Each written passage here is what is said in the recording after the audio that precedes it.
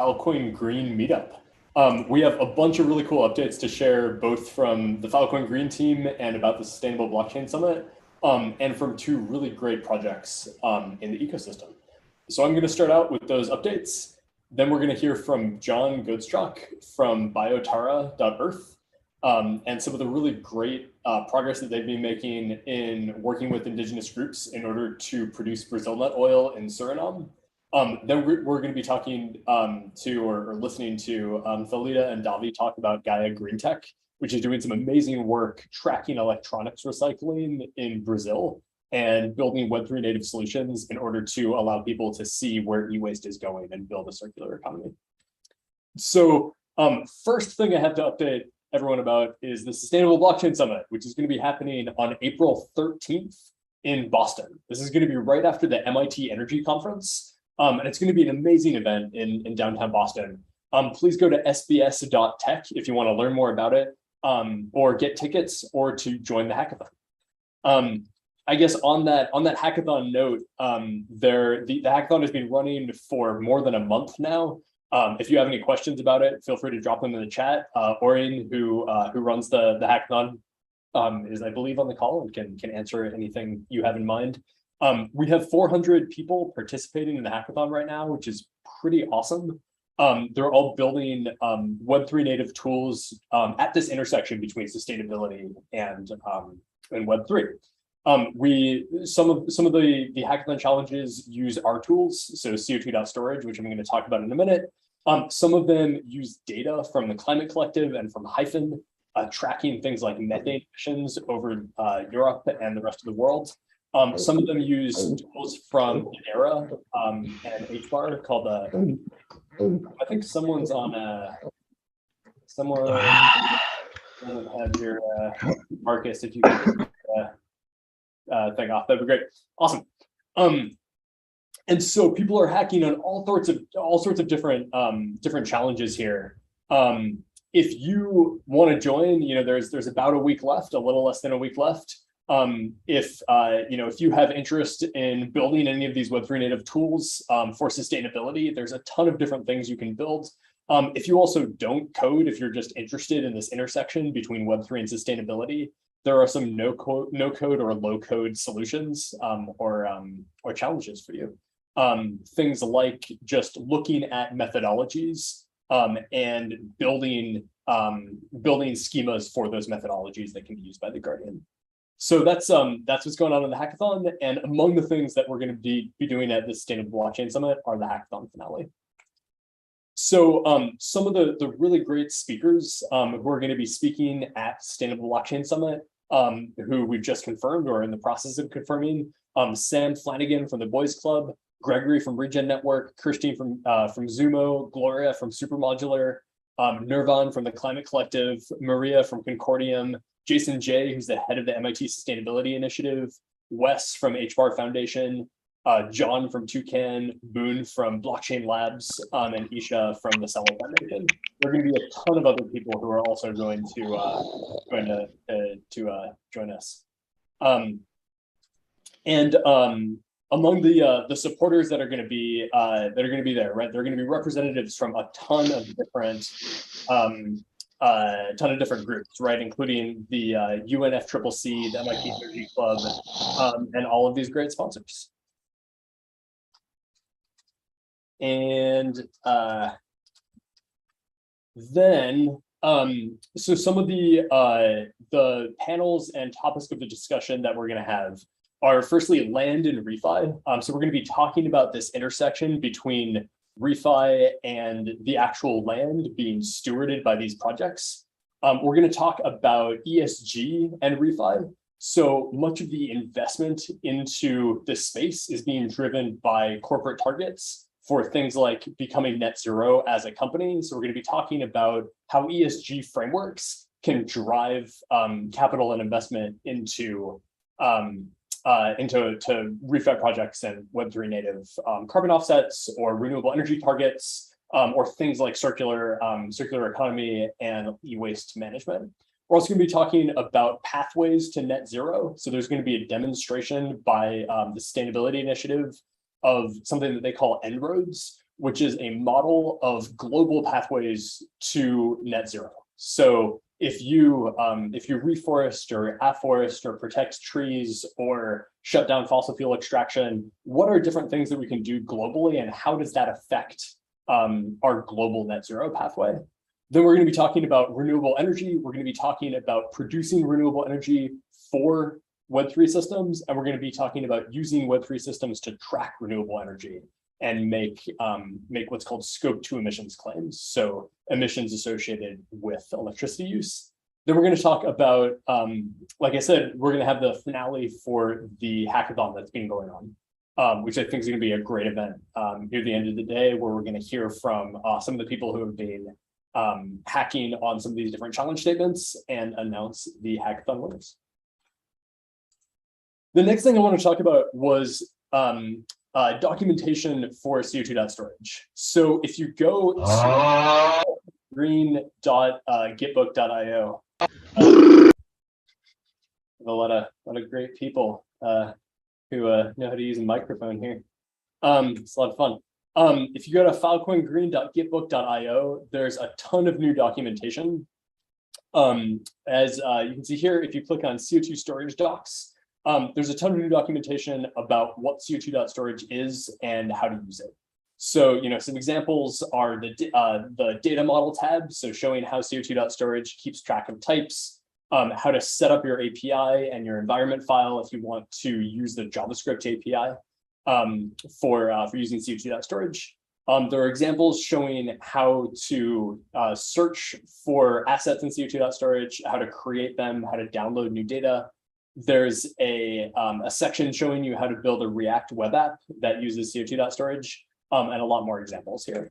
A few of the things to highlight here are, so this shows that data model tab shows how CO2.storage works with data, right? So you have data types, schemas associated with those types that are all content addressed, and then assets themselves have both types and data associated with them.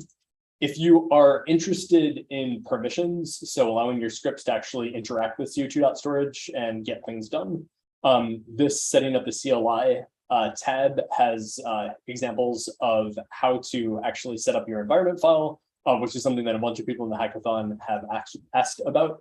And then if you want to actually set up a web app in which people can use their own credentials, so for example, their own MetaMask wallet, in order to create assets on CO2.storage through your website, this shows you how to do that, or at least get started with it.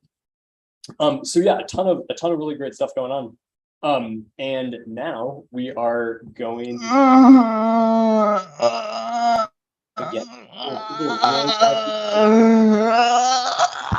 Alexis. Again, now we're going to hand it back to John. What the fuck? I think he's giving birth right now. John, we're gonna hear from you at biotara.earth about all the awesome stuff you're working on. Absolutely, it's my pleasure. And again, thanks, Alan, for providing me this opportunity to share what we're working on at Biotara, and welcome everybody. Let me start by introducing myself. My name is John Kutzhalek, and I am the founder of Biotara, and previously I was executive director for conservation NGO.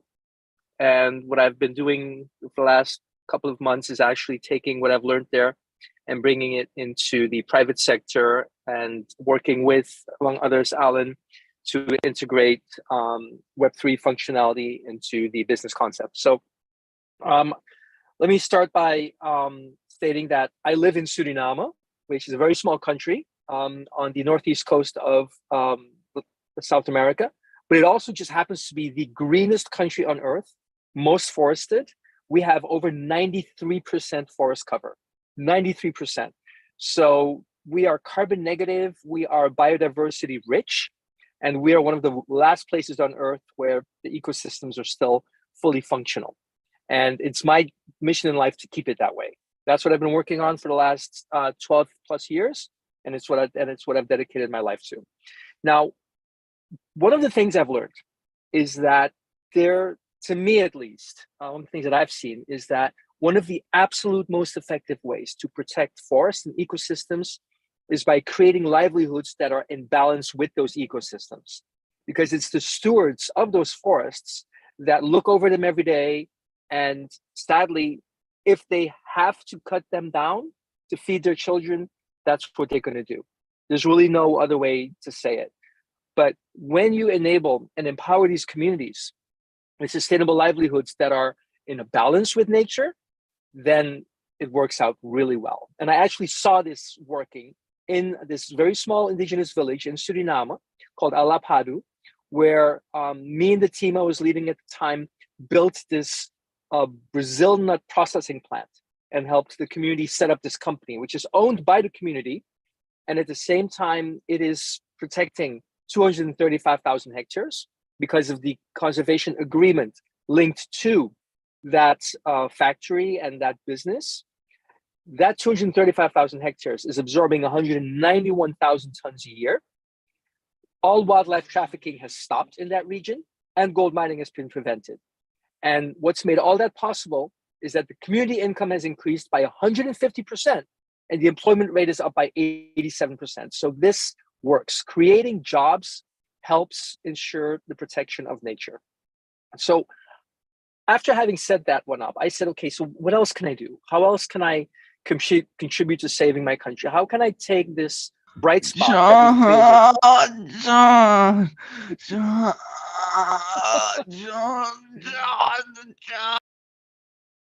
All right, you have some audio artists on the line. That's cool. So in any case, so one of the things that I've looked at is how do we scale? So what we did is we mapped out where there are other species of trees that can also provide valuable oils. So we found about 4 million hectares spread throughout the country. And what we found over the past years is that consumers are increasingly seeking out climate-friendly, nature-based healthy products, right? So that's driving a shift in ingredients used in the cosmetics industry. And that is moving to what's called cosmeceuticals. So cosmeceuticals are cosmetics ingredients with scientifically proven healthcare benefits. And that's what these different oils are actually, what they fit into, the category. So these oils are 100% natural. We've got about 4 million hectares of underutilized domesticated forest where these trees grow. And initial calculations tell us that if you can get just 7% into production, that's 40 million liters. So then the next question is, how do I actually do this? I just have a question. What if it was thrown down not to 100%, but to 90, so like Victor's? We're going to do questions at the end of John's presentation. So if you could hold on to that, we'll come back to that. Cool. Right. So with these communities, we have an opportunity, right? But we need to make it actually happen. What's the very best business replication model that mankind has come up with so far? And as far as I can tell, it's franchising. So what we've different elements that I've learned over the past 7 years are needed to be successful in building these kinds of community-owned businesses. And we've packaged it into one formula. So we are offering to the communities, of course, on a voluntary basis. They can participate if they'd like to. We offer access to capital, access to markets, and access to technology. And when I say technology, that ranges from training and certification all the way to helping build and roll out the wallets that we envision them using for a financial transaction, as well as the value chain tracking. So every step of the way has to be tracked. And the idea is to do that on chain and of course, store that data on IPFS. So we believe that providing these three elements to those communities, they can actually engage the market at scale. Now, I'm currently in a fundraising round. We don't have to go into that too much, but this is kind of where we are. Now, the financial model is that I'll charge 25% to the franchisees that wish to make use of our services. So 75% goes back to the community-owned business, which will be a franchisee in the future. And within that 25%, we may have spoken to has actually said that they need 95% of their ingredients have to be coming from bio-based by 2030, and that's L'Oreal. As far as I can tell, the largest cosmetics company in the world with $35 billion in revenue. So this is what my current sales funnel looks like. We've been talking to a lot of these folks. We've got some preliminary orders coming in. We've got some requests for quotes coming in. So we're really starting to enter the market here with this new type of product, but we're still building it as we go, right? We're still building some of the software, still looking for some of the software solutions out there, because I imagine there might be some out of the box or within the broader ecosystem. With Filecoin, we're hoping to get really close to getting some wallets that are deployable to communities, and hoping to get the track and trace system as close to complete as possible. Now, as I said earlier, we're doing a fundraise. We don't need to go into that too much. This is what we're looking for. And we're also looking for strategic partners in the cosmetics industry. And one of the main things that I kind of touched upon earlier is that there are key market developments that are pushing companies towards these types of products, not just the consumers, but also regulatory demands. So the type of traceable journey that we're envisioning will be a key determinant of suppliers that are able to provide into Europe, certainly, but probably also other markets as that kind of develops. And when we're successful, we'll have 100 new franchisees, which will lift 10,000 vulnerable families out of poverty.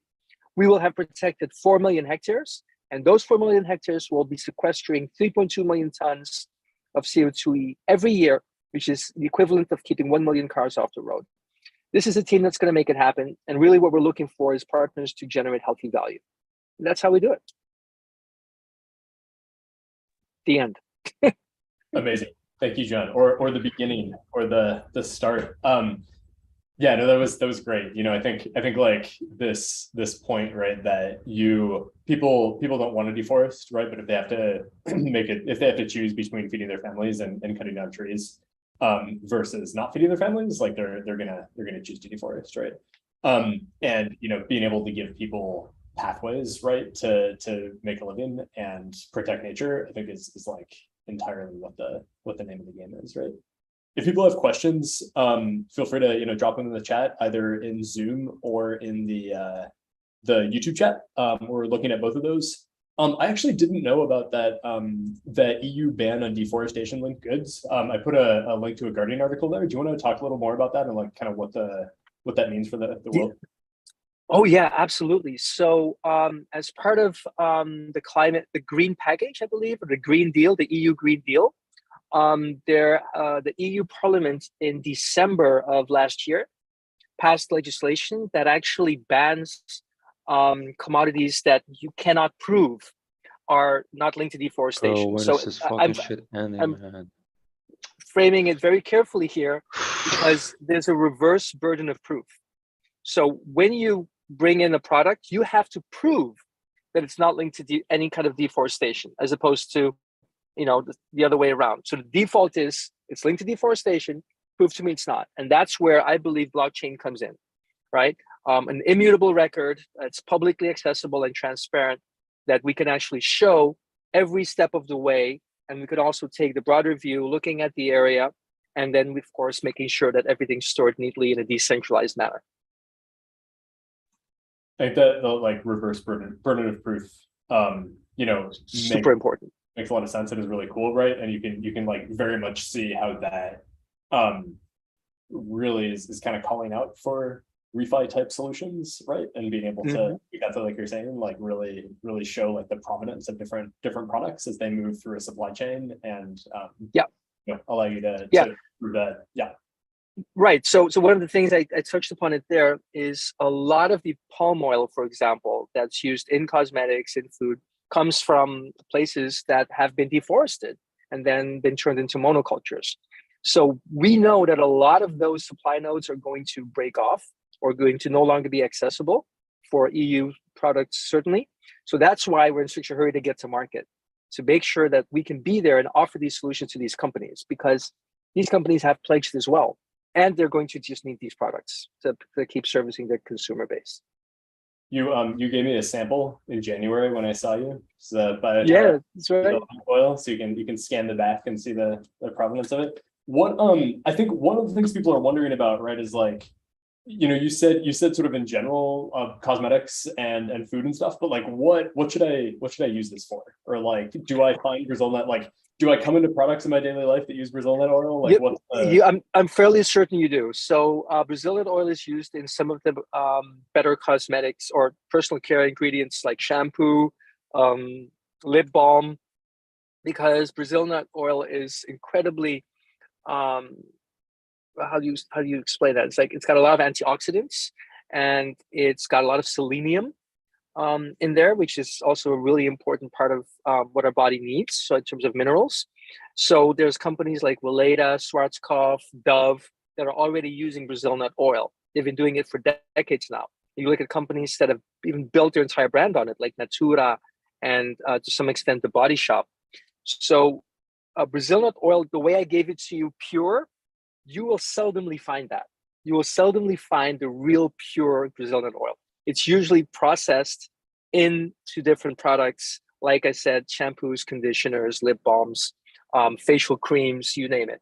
And we've got 9 other species which are at least as amazing as Brazil nut oil in terms of skin care, in terms of avoiding aging, all of these different things. So I'm seeing a question here in terms of the carbon credit element. So yes, there is a carbon play here. I am not putting that front and center because I have been in the carbon credit game, so to speak, for the past 12 years. And I know what it takes in terms of money and time and frustration. So I very specifically designed this business model to be non-dependent upon carbon credit revenues. So the business model is feasible and healthy on its own. But we do know that because of the protection elements that we've added to it, there will be significant carbon credit opportunity. Now, will we be able to turn that into revenue? Time will tell. But important to me is that we don't need it to be sustainable. We don't need it to get off the ground because we can't keep waiting 1, 2, and 3 years for these carbon credit processes. And that's really what you're talking about oftentimes. So. Awesome. All right. Well, thank you for telling us about Biotara and all the really awesome. Well, maybe just really, if I have 1 more minute, I do want to just kind of say that the grant we got from Filecoin Green Foundation has been instrumental in us getting off the ground and starting to develop our MVP, but also in ensuring that the Alalapadu village that I showed you was kept intact because they were in a tough spot last year in terms of sales, and Alan and crew came to the rescue, and we were able to really support that community in an amazing way. So also for them, I just want to take a second and thank you again, Alan and team. You're on mute. So. Yeah, and thank you, Orion, who runs the grants program, and of course the Filecoin Foundation, who's able to support a lot of what we do. Awesome. All right, well that was great. Can we switch gears now to Thalita and Davi? And can you tell us what you're up to? Hi guys, yes, you can speak, Davi. Okay, guys, my name is Davi. I'm the software developer of Gaia Green Tech. We are creating a Web3 solution for recycling e-waste and tracking the waste during the whole process of the recycling, from the gathering of the material until we have a new credit to be emitted for these institutions that are interested on recycling. And I'm going to pass the word to Thalita just to make an introduction about the company so we can carry on. Davi, if you can share the slides, I appreciate. Hi, everyone. I'm really glad to be here with you guys today, sharing more about Gaia. Gaia increases waste recycling rates. We integrate sales, logistics, and recycling partners into our platform. Then we engage the consumers to find the delivery channels for their old electronics, from headphones to fridges, and offering the choice of home collection or delivery. Electronics manufacturers use Gaia results to offset their recycling targets provided for Brazilian legislation. Also, recyclers amplify the volume of electronics through Gaia and we ensure sustainable disposal and generated the recycled e-waste credits, that is recycled tokens that we are developing with Filecoin. Then we reward the consumers and remunerates all the chain. And this is about our project, and Davi will show more about this. And we created Gaia because we can find proper channels in Brazil to properly disposal to our electronics. And searching more, we found a global problem, and we can stay waiting for resolution and start creating our solution with Gaia. And Davi will show more about how technology can improve the recycling rates using Web3 and blockchain. And Davi is with you. Okay, I prepared a way more technical presentation, talking specifically about the technology that we are developing. So if you guys have any doubts, any questions about the technology itself, I will be answering it. So the very first thing that I'm going to say, just repeating what Talita said about the company. Are you guys able to see my screen? Yeah, all good. Yep, okay. So the challenge here is to find, to create an entity that is responsible for the whole process of recycling waste here in Brazil. We already have this process developed for other sectors, but specifically for waste, we have some problems regarding the consumer, the lack of the channels for the disposal, the logistics for getting this disposal waste through the recyclers, and also the interest of the manufacturers that they are seeking for getting credits for the waste that they recycle. And everything needs to be complied with the legislation. And so we are developing a Web3 platform to provide all of that. So we are, as Talita said, we are creating the first recycled credit token for the market. This is using some of the technology that I'm going to show. And this makes it easy for everybody to be rewarded according to how many e-waste they provided for us. Also, they interested on buying US credits. So let's talk about specifically for the technology. What are the requirements that we have? The e-waste credit is valid for 2 years here in Brazil, according to the legislation. So if you acquire some credits in any form, you're probably going to have them for the 2 years after you got them. So to do that in a Web3 manner, we need to create a time-based smart contract that is able to automatically burn the tokens after this period.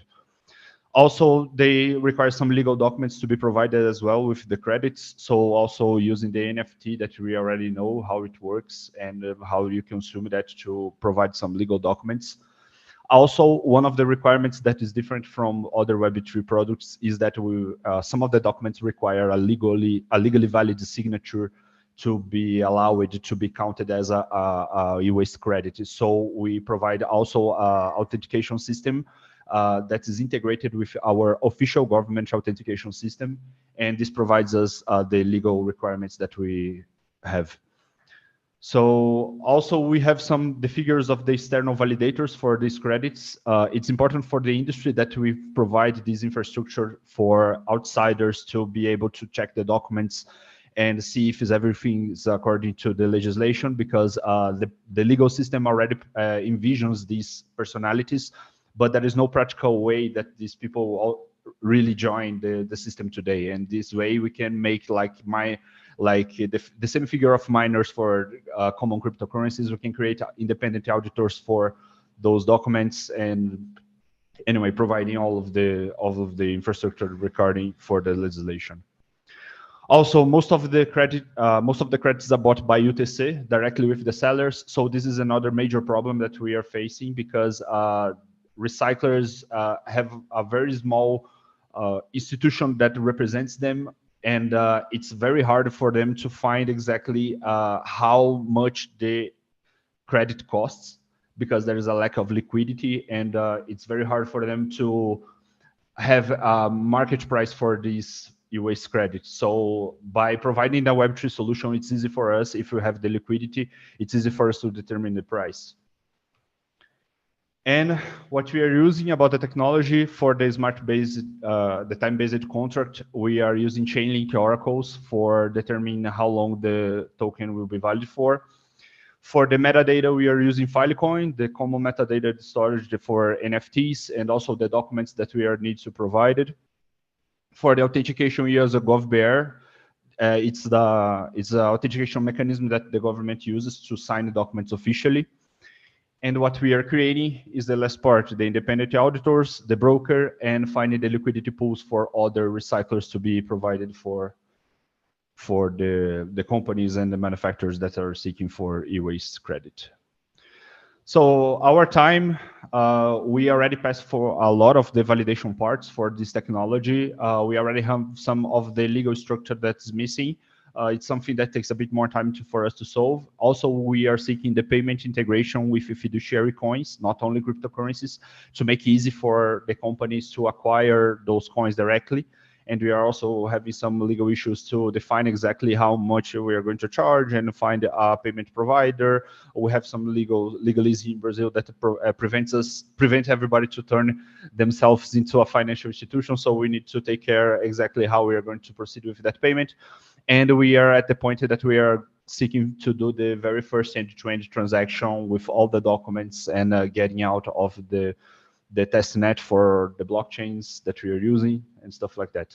So after that, we have, of course, the marketing and the interfaces that we need to do. It's very important for us that we educate the market, that we are providing the services, because it's some very old companies that are not familiar with blockchain technology. So it's important for us to educate themselves and explain how everything works before we start just offering the liquidity for e-waste credit. I believe that's it. Thanks, everybody. Thanks for the time. And also thanks, Thalita. Yeah, awesome. Thank you. That is really cool. Thank you for walking us through all of that. Like, I think one of the really cool things about the like opportunity that you've identified, right, is that there already is a legal framework for enforcing these like circular economy standards in Brazil. So it's really clear what you need to do in order to comply with that, because like the government's been super clear. How like, can you just like start from the end and work backwards a little bit? Like if I'm selling electronics in Brazil, like what do I have to do right now to comply with the current laws that are being passed, and how is that going to change in the future? It's important for you to understand that we are providing a third-party institution to solve exactly this bridge between the Web3 technology and the legal system that we currently have here in Brazil. By doing that, we are able to put it in every single country that has their own legislations and their own requirements. So this boundary is still accessible for other countries different than Brazil. So for us today, there are three main documents. I believe that Thalita could speak way better than me. There are three big documents that we have to provide. Also some smaller ones that are checked time to time again. And if you please, Thalita, explain exactly what are the documents that we need to provide. The most important thing, I think, like Alan said, if law have modifications or other countries, is have the traceability, because the laws is based in traceability. Then we can change the documents, but the traceability is the key in the Gaia system.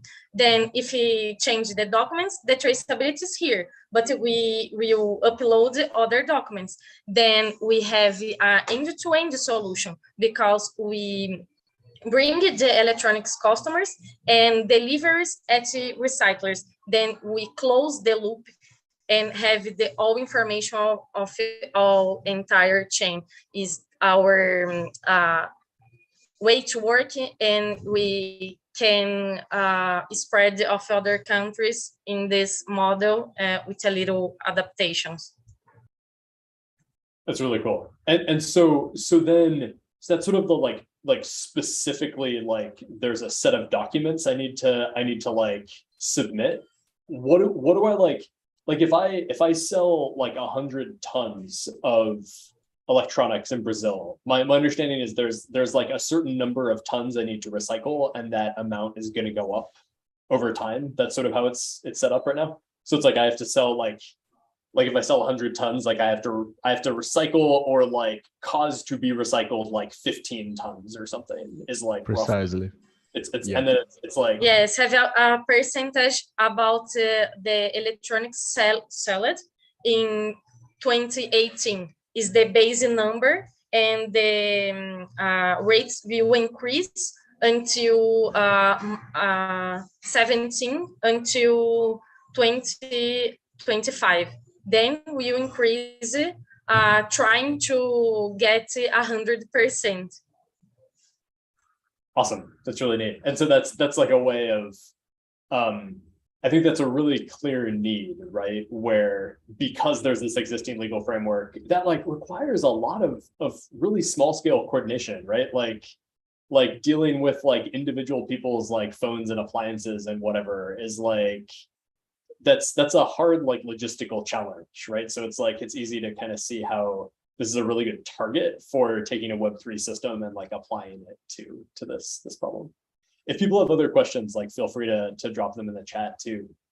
I think another thing is you've already recycled e-waste, right? Like what's the current like state where you are sort of on the ground, and like as you're building the Web3 like tracking system, and you're sort of like meeting where you are with currently like working with recyclers on the ground, like how's that process going?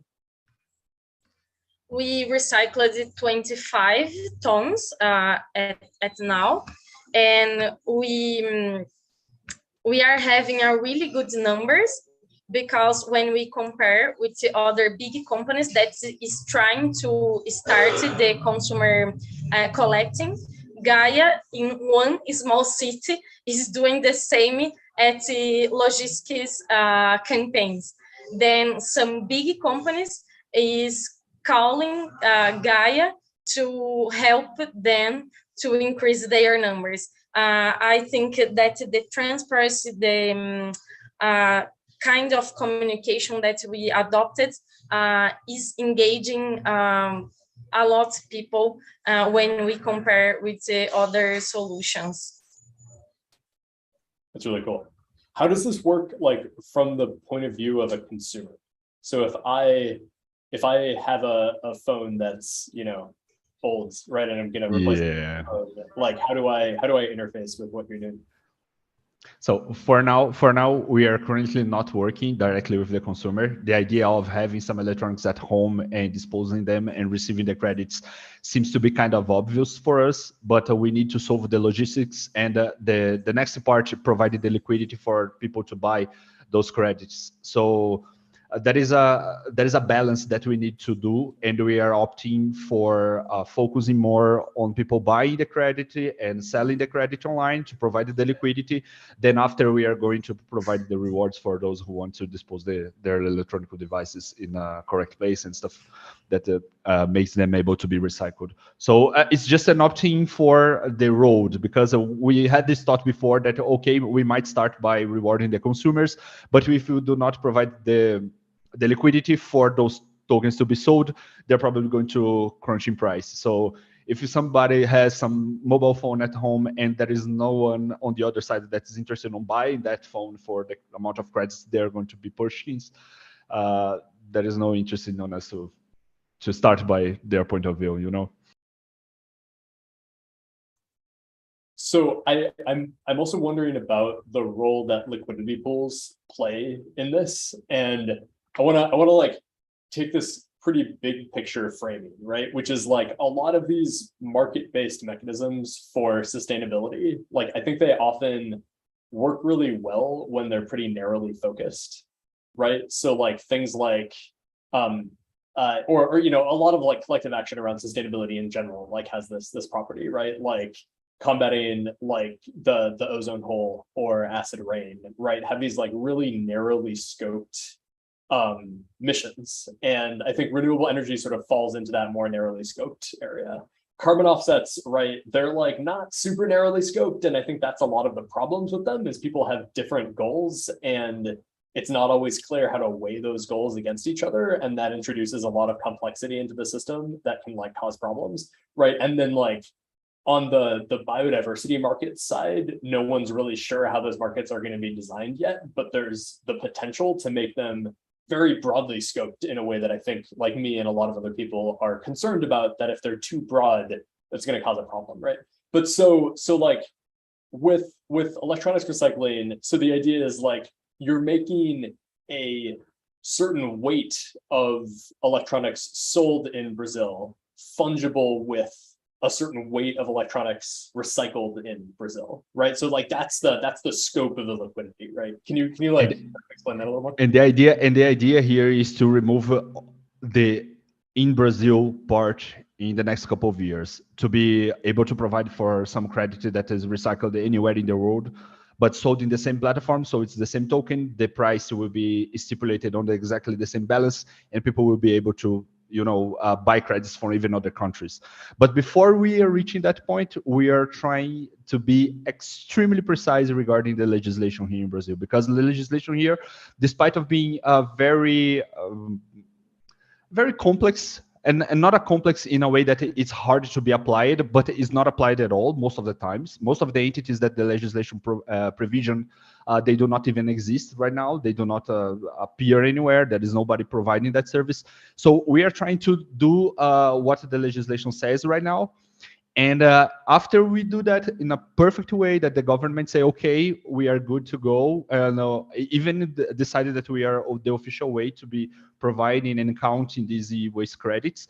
After we get to that point, then we are going to be expanding for these parts, like, okay, we want to having for example, the consumer benefited about the tokens, and having other countries integrating with our e-waste as well, and stuff like that, so we can move on to these more broad objectives. But this is the idea. When you start to take in the picture, you see how broad it is as well, how big the market is, and there is nobody playing on that market as well. So it's a blue ocean right now, and we are working very hard to be very precise on this legislation. So once we get the approval of the government, we can move forward in a very fast way. That makes a lot of sense, and it's super impactful, right? Being able to get a lot of these electronics out of landfills is like both matters a lot for environmental damage and pollution, and also the ability to mine less because you're recycling the materials that are already in these electronics, so you don't have to mine more, gold or copper or whatever materials you're after. So that makes a lot of sense. It looks like there aren't any questions in the chat, so thank you. Oh yeah, Pete. Yep. Yeah, I got one quick question. Davi, your platform, could that be applied to, and maybe you said this, to other types of recycling like plastics, truck tires, other produce? Yeah, technologically speaking, yes, and but there is some differences according to the legislation that each country observes. For example, here in Brazil, we have some very specific rules for plastic, but the plastic industry is way more structured and has way more compliance figures that are able to maintain their legislation working on. And we are doing this for e-waste only right now. But technologically speaking, we already talked about this before, and that is the idea of we migrating for other institutions and other sectors for providing the token as well. But technologically, yes, it works exactly the same way for every single market that is that requires this traceability and this legal integration, like the recycling market, carbon, plastic, and even other ones. Well, rubber is a huge problem. The landfills are filling up with car tires, truck tires. Tires, yes. And we have discovered a technology that will allow us to take a truck tire and take it down to a rubber crumb, which then has a lot of other uses in road making and so on and so forth. But I really don't want to build a platform myself, so I will send you an email to ask a little bit more about at what stage is your platform ready to be manipulated for other types of products. Thank you. This is really interesting. The solution platform is the same, but to making work, we have to contact the operators that will do the recycling, and it's more about this than the technology and platform, because we have to build the ecosystem to process these materials and expand to other materials beyond electronics. Is more this idea. But I was reading about Europe. They have targets bigger than Brazil now, and a lot of other countries is starting do things like Brazil to compliance the law, and trying to increase the recycling about other materials too, and electronics. Okay, thank you. Well, you heard it here first. Web3 tech is good for tracking Brazil nut oil, electronics recycling, and rubber crumbs. So it's all good.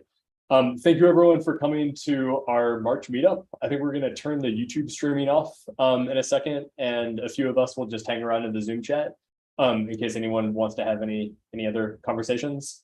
But thank you so much, and please come to the Sustainable Blockchain Summit or tune in to the live stream. You can get more information about that at sbs.tech, and it's going to be on April 13th, so in a little less than a month.